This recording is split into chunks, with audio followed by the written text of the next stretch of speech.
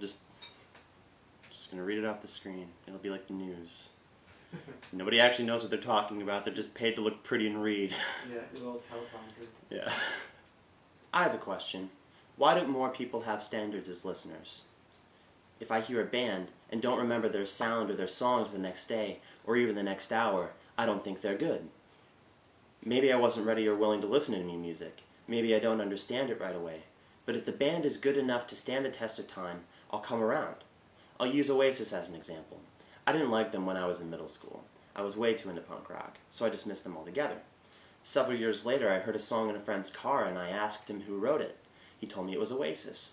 I listened to the rest of the record, loved it, and explored some of the others. Now that I'm older and more receptive, I understand why they're a great band. I have a test for the greatness of a band. They have to make 3 amazing albums. Albums that are, if not above reproach, arguably excellent. A good way to gauge the value of an album is in a 3-step process. If you hear one song, want to hear the whole record, and aren't disappointed by the end. Some artists write good songs here and there amongst audio filler. Some bands are, overall, very good, but then break up, split off into other bands, or cave into mediocrity. They were good, and they had opportunity to be great, but I don't usually consider them to have reached that level. Great bands and artists need to stand the test of time. Take You and Not You. Their first 2 records astonished me, but I kept telling friends, unless they make one more faultless record, I won't think they're great. Until that happens, they'll just be really good. On the other hand, Superdrag had at least 3 strong albums with Regretfully Yours, In the Valley of Dying Stars, and Last Call for Vitriol.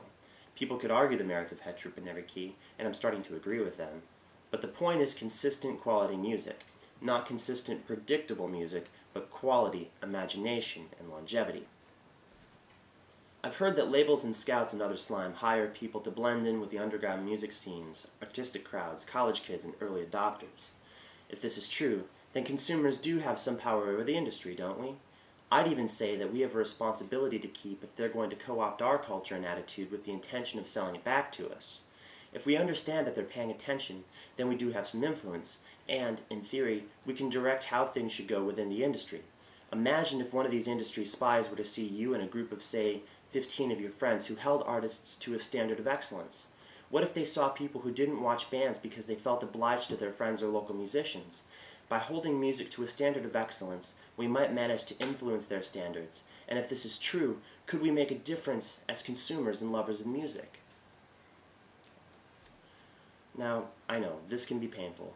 It's hard to criticize friends and loved ones, but we can support them and encourage them without flattery. If our friends' music doesn't stick in our heads and fill us with emotions, if it doesn't make us think or understand more about life, then say so, or at least don't say otherwise. Music needs to move us. That's why we listen to this stuff, right? Schubert called it the perfect expression of the soul. If we love that expression, then accepting mediocrity would diminish the power of that expression. Not everyone has to adopt my 3-record rule or anything. I'm not saying that. But if you don't form an understanding for your standard of excellence, someone else will do it for you, and pretty soon we'll all dance our way into irrelevance.